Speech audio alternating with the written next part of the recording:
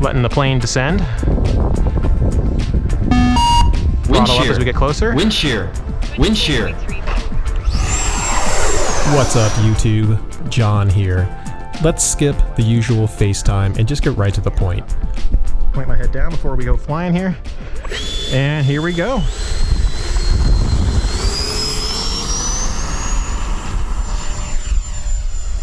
There's that asymmetric saw I was talking about. I added a lot of tail weight to the Viper 70, thinking that I'd be able to get it to perform better. Boy, was I wrong. I'm not perfect, so let's dedicate this video to showing just how bad I can screw up. Trimmed for level flight, taking off. It's not tail heavy now at all. Famous last words. Okay.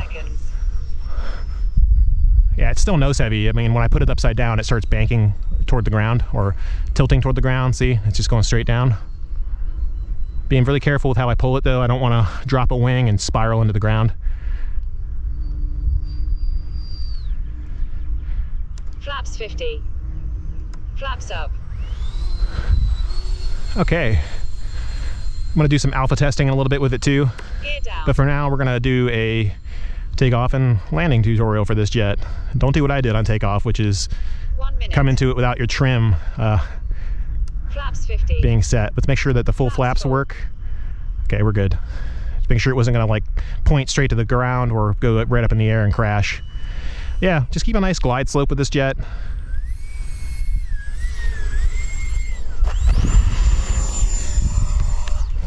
Flaps up. And of course, stall it into the ground. So those of you guys who say it doesn't have a bad stall characteristic, there you go. It's probably fine. We'll take a look at it, see what happened. I think I may have had to take some of that tail weight out. Should have probably started with less to begin with. I also have to walk through snake country to get back there, so we're gonna have fun and check it out here momentarily. By this point, the GoPro battery died. Go figure, huh? It gets worse though. So unfortunately my GoPro battery died just as I went to go pick the plane up out of the bushes over there. It landed over there in the water. No, or it wasn't even water really, it was just kind of like a ditch. The plane's relatively intact. I mean, there's very little wrong with it. We're gonna pull this battery out. I'm not gonna be able to fly it again today, unfortunately. But that's what happens when you make your center of gravity too crazy. I should have realized that and not tried to land with flaps. That was the critical mistake I made there. That and I repaired the nose, reseated the nose wheel retract, and then I removed tail weight. Things were looking good. Or so I thought. What's going on, YouTube? John without the H here. Today we're going to be filming the Viper 70 true tutorial for landing and perhaps even some general flying based on some comments I got today. I want to apologize for that wreck that happened earlier. That's what happens when you make something nose heavy. But if you look at it, it's basically brand new. There's a couple of blemishes here and there, but I've already fixed everything that was broken. I probably should have documented that. I'm sorry that I did not. We're going to be flying this on a 4060C Z-Pack. I just picked these up a couple of weeks ago. They're pretty solid. I like the way they perform. I also took out about 2 ounces of tail weight on this jet. I thought maybe I'd be able to get some cool alpha performance if I was to take the tail weight out. Unfortunately, the only alpha performance I got was a nose dive directly into the grass out in front of me here. You'll notice also something too if you look out in the distance, something major that's completely different. Somebody finally deigned to mow the airport property. There's supposedly a guy here that's in those buildings over there. This is a weird airport, right? There's a lot of like, I would say like internal politics that happen with it. One of the agreements that this guy has is to mow the grass around here, and he just does it whenever he feels like it rather than on a regular schedule. So it's been quite a jungle out here. So thankfully runway excursions aren't going to be as much of an issue as they have been in the past, or they've been dinging up the models.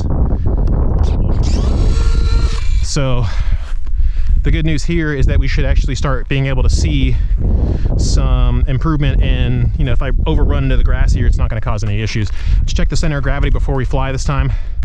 You're balancing slightly nose down, about 40% through the wing. That's a lot better than it was before. It was closer to 60. We're going to give it a shot. If it wrecks, no huge problem. It just means I won't be able to give you guys any tutorial content, which sucks, but I can still do it for the 90, and a lot of the concepts from the 90 still translate over to this jet. All right, what we're going to do now is mess with the chest cam a little bit. So syncing now. mess with the chest cam just a little bit so that you guys have a better view. I noticed it was kind of in a weird position before. Now it should be better. Make sure everything's still working right. Okay, looks good to me. Flaps are in place. Let's take off and do some tutorial stuff. Oh yeah.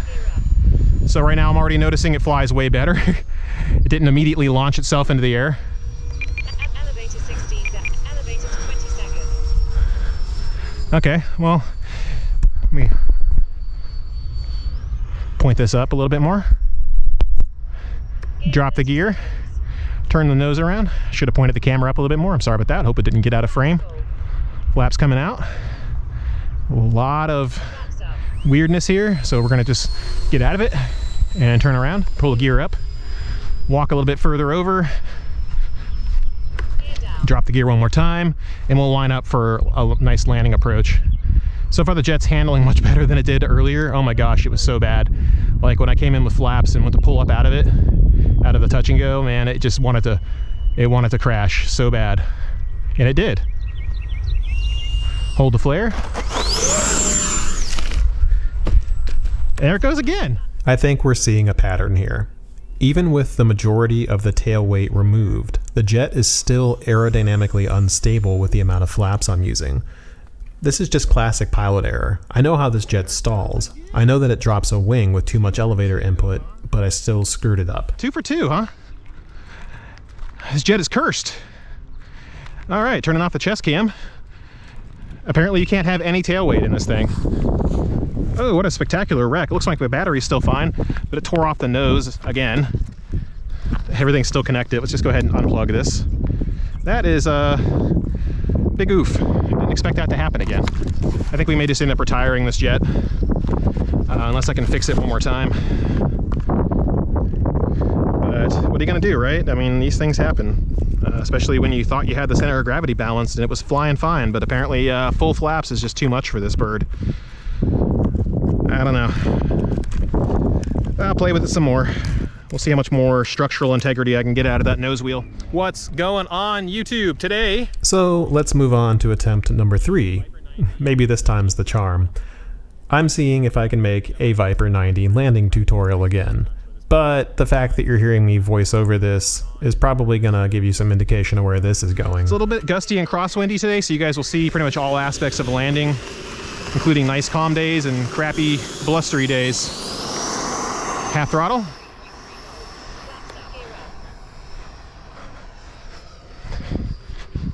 I don't even know why I brought the gear up. I'm just gonna drop them again anyway. All right, here we go.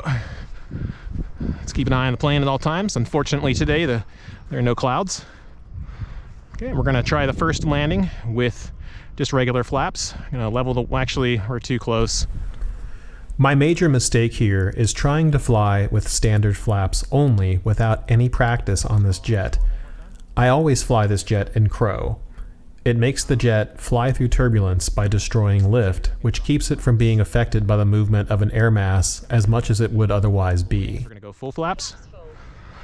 Again, this is without crow, and now a tailwind has popped up. Should be okay. If it feels sketchy, I'll just throttle out of it. Letting the plane descend. Throttle up as we get closer. 24.3. So that right there was turbulence. I don't know if you guys saw what happened there, but the plane thankfully smashed into all 3 wheels at the same time, which doesn't cause any significant problems. They're pretty good shock absorbers, but that was a nice gust of turbulence. So 23.2 volts. that could have been much worse.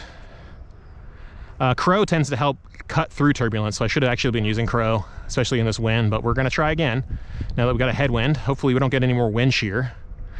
I'm pretty sure that's what that was. I mean, the plane just dropped like 10 feet. Here we go.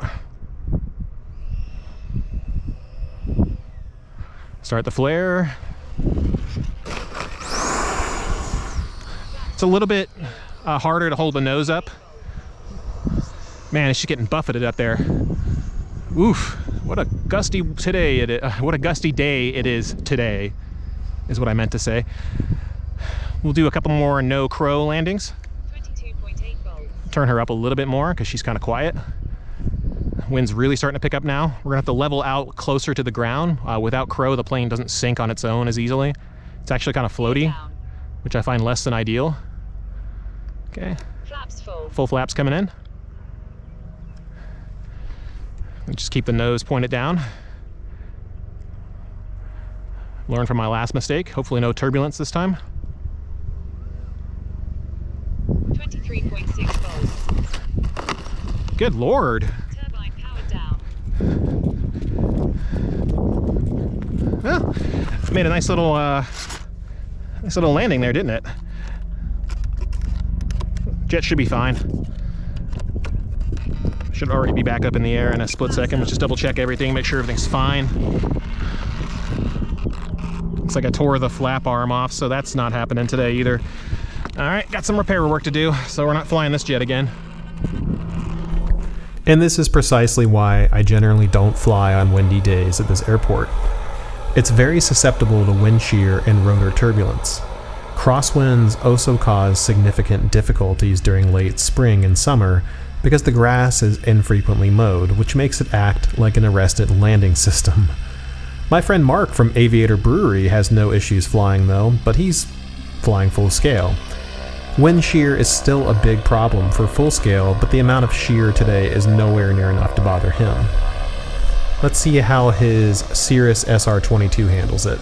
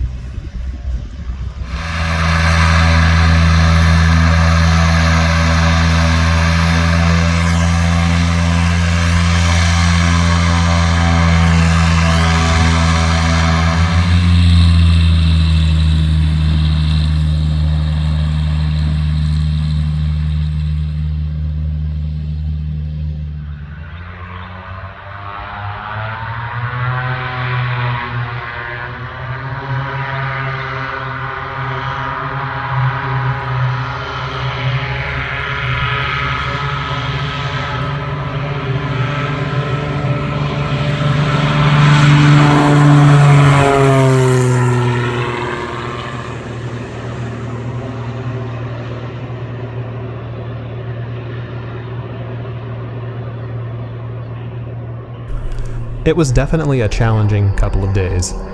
I'm legitimately shocked that I got the F-18 tutorial out at the quality level that I did, given how many mistakes I made on that day, and unfortunately, how many I made today. Thanks for watching, guys. Like my friend Zach from Tail Heavy Productions said, not every flight has to be perfect. How I view things is that mistakes are okay. They're part of the learning process. I've flown a lot over the past 2 years, perhaps more than some people fly in a decade, but I'm still learning. What matters is that you learn from your mistakes and grow as a pilot. If you enjoyed this content, it would mean a lot to me if you could consider subscribing to the channel and perhaps hitting that like button as well. And maybe consider telling a friend too. We'll see you out there.